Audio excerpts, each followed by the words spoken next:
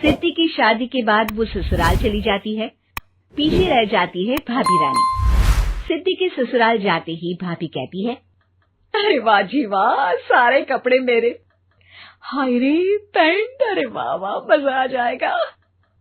अरे ये सिद्धि की अलमारी के सामने खड़े होकर क्या बड़बड़ा रही है? जा जाकर देख मेहमानों को विदाई की मिठाई मिली कि नहीं। अब हाँ माँ जी, क्यों नहीं, लेकिन पहले कपड़े तो बदल लूं।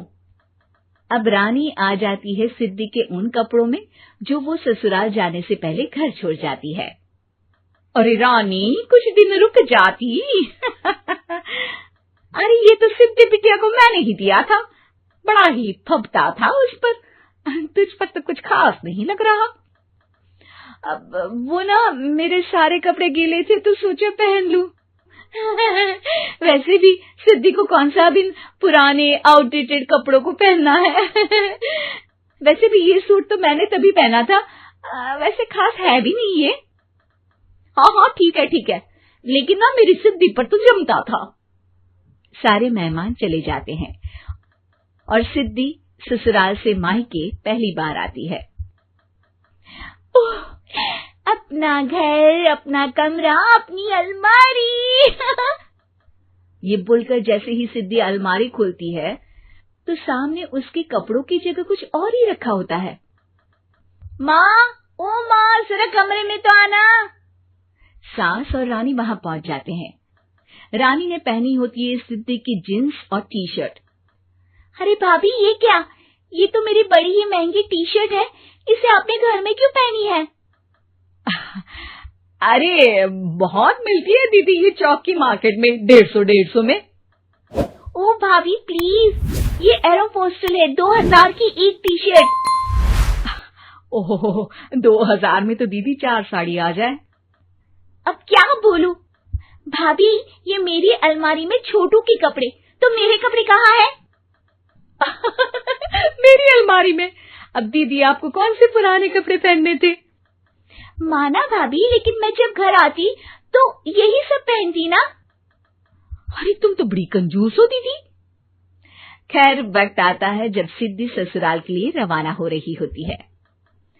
अरे रानी, अंदर से सिद्धि का गिफ्ट ले आ, लड़की पहली बार ससुराल से मायके आई है। रानी अंदर जाती है और एक सिंपल सी साड़ी लेकर बाहर आ जाती है। ये लीजिए माँ जी। सास बेटी को गिफ्ट देकर ससुराल भेजती है। अगले दिन रानी एक सुंदर सी साड़ी पहनकर सामने आती है। अरे रानी, ये तो वो साड़ी है जो मैंने सिद्धि को देने के लिए दी थी जब वो ससुराल ले जाती, लेकिन ये तूने कैसे पहन ली? अरे माँ जी, ये साड़ी तो मुझे बहुत पहले से ही पसंद थी, लेकिन चिंता ना करिए, मैंने सिद्धि के लिए भी अच्छी सी साड़ी दी है। हाँ। तभी सिद्धि का फोन आता है। क्या माँ, कुछ अच्छा तो दिया होता ससुराल ले जाने के लिए। अरे पहले दिखा दिया होता। ये चमकते हुए पैकेट में नौकरानी वाली साड़ी मत दिया करो माँ। अरे बेटे, वो तेरी भाभी ने ना गलती से उससे पैकेट बदल गया। हाँ, मैं कल ही तेरे भाई के हाथ से तेरा वाला पैकेट भेज दूंगी। अरे रहने दो माँ, आई एम श्योर भाभी ने अभी वही साड़ी पहनी होगी जो तुमने मेरे लिए रखी थी। तुम तो समझ नहीं पाई उनको। खैर छोड़ो, मैं ज्यादा बोलती अच्छी नहीं लगती, रहने दो, आपको उन्हीं के साथ रहना है, फिर बात करेंगे। सास को रानी पर गुस्सा आ जाता है। वो उसके कमरे में जाती है जहाँ वो शादी का एल्बम देख रही होती है। रानी, मार्केट जाकर एक ऐसी ही साड़ी लेकर आ, कल प्रतीक जाकर सिद्धि के घर दे आएगा। अरे क्यों माँ जी, कितनी साड़ी देनी है दीदी को? यहाँ कोई सेल लगी है क्या? अरे चुप कर, मेरे बेटी के हिस्से की साड़ी खुद पहन ली, अब ज्यादा ज्ञान बांट रही है। एक दिन सिद्धि का फोन आता है।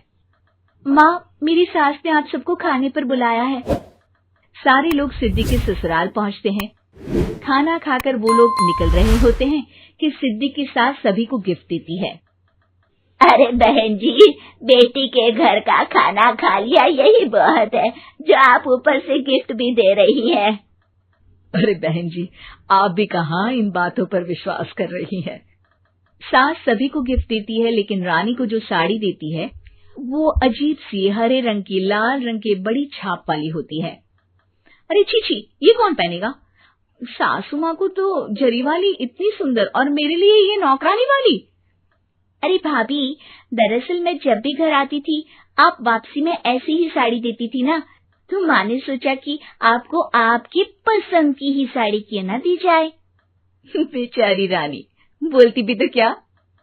सिद्धि और सास रानी का चेहरा देखकर हंसने लगती है, तो रानी समझ जाती है कि अपने ही बिछाए जाल में वो फंस चुकी है।